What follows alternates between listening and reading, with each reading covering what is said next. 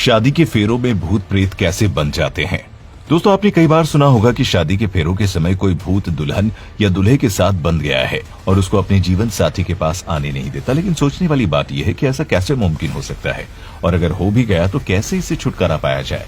कहा जाता है कि शादी के समय अग्नि को साक्षी मानकर फेरे लिए जाते हैं। अगर उसी दौरान कोई नकारात्मक शक्ति भी आपसे जुड़ जाती है तो वो भी उसी समय अग्नि को साक्षी मानकर आपको अपना बना लेती है। ज्यादातर ऐसा महिलाओं के साथ ही होता है। असल में होता क्या है कि होने वाली दुल्हन ज्यादा परफ्यूम लगा ले या देर रात तक खुले बाल लेकर सुनसान सड़कों पर घूमती है, तभी भूत प्रेत उनसे मोहित होकर उनके साथ लिपट जाते हैं। वही कहा जाता है कि ज्यादातर जिन्न लड़कियों की खूबसूरती पर मोहित हो जाते हैं। सबसे खास बात यह है कि इन भूत या जिन्न के लक्षण लड़की के शरीर में शादी से पहले नहीं दिखते हैं, लेकिन शादी होते ही वो अपना असर दिखाने लगते हैं। इतना ही नहीं, कई बार तो हल्दी के फंक्शन में भी कई नकारात्मक शक्तियां होने वाली दुल्हन से चिपट जाती है। इसीलिए कहते हैं कि होने वाली दुल्हन को भूलकर भी हल्दी के बाद घर से बाहर नहीं निकलना चाहिए। बता दें, फेरों में बंधा हुआ भूत एक जोड़े के बीच में इतना मनमुटाव बना लेता है कि उनके बीच आए दिन लड़ाई झगड़ा होता है और कई बार तो बात तलाक तक पहुंच जाती है और सबसे बड़ी दिक्कत संतान प्राप्ति की हो जाती है।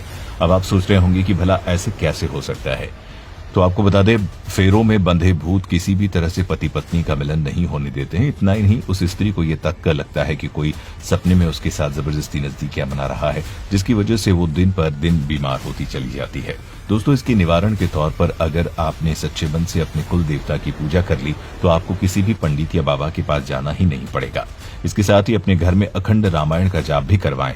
तो आपने देखा होगा कि किस तरह भूत शादी के फेरों के साथ जोड़े से बन जाते हैं। वहीं शादी वाला घर खुशियों और रौनक से भरा होता है, लेकिन उसी रौनक के बीच कुछ ऐसे अपशगुन हो जाते हैं जो अनहोनी के संकेत देते हैं, पर हम उन संकेतों को समझ नहीं पाते। अब सोचने वाली बात ये है कि आखिर वो कौन से अपशगुन होते हैं। आपने कई बार देखा होगा कि शादी के समय अचानक से बारिश होने लगती है। यही बारिश अशुभता का संकेत होती है। माना जाता है कि जिसकी शादी में पानी गिरता है उनके रिश्तों में जल्द ही दरार पैदा हो सकती है और दोनों के रिश्ते बनने से पहले ही टूट भी सकते हैं। और तो और, अगर शादी के कुछ समय पहले आपके ऊपर कोई बर्तन गिर जाए और आपके शरीर के किसी हिस्से पर कोई नीला या लाल निशान बन जाए तो समझ जाइए इस शादी में आपको कई बड़ी समस्याओं का सामना करना पड़ सकता है। और तो और, आपका तलाक भी संभव हो सकता है।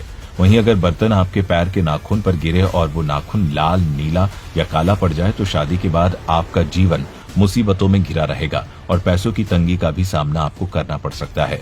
जब वो नाखून धीरे धीरे बढ़ता हुआ उस निशान को खत्म कर देता है तब वो निशान अपने आप चला जाता है, जिसके बाद मुसीबतें भी आपका पीछा छोड़ देती है। इसीलिए इस मुश्किल की घड़ी में उपाय के तौर पर महामृत्युंजय मंत्र का जाप करने का सुझाव दिया गया है। इतना ही नहीं, अगर सगाई के ठीक बाद अगर आपको बुरे बुरे सपने दिखने लगे और आप उन सपनों से डरने लगे तो उस समय सगाई को तोड़ देना ही सही रहता है। ये सपने हमें संकेत देते हैं कि आपकी होने वाली शादी सफल नहीं होगी। वहीं अगर विवाह के दिन भगवान के आगे जलते हुए दीपक का अचानक बूझ जाना अशुभ संकेत है। आज की वीडियो में बस इतना ही। अगर आपके यार, दोस्त या रिश्तेदारों के घर में शादी आने वाली हो तो उनके साथ ये वीडियो जरूर शेयर करें।